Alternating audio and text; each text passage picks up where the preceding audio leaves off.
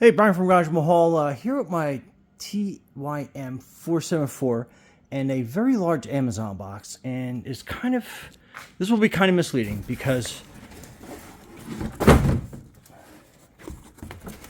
all that's in this box is a red and black shovel, which I got for an accessory for the tractor. And why wouldn't you have a red shovel, a black accent to measure up to and match your red and black tractor? Anyway, so pretty cool shovel. So it's got that kind of blade on it. It's got these nice beefy footrests. I guess when you are shoveling, you got a nice area that you can push down on. So awesome. And then, like I said, it matches the tractor. So why not? Anyway, Brian from Garage Mahal, thanks for watching and be safe out there.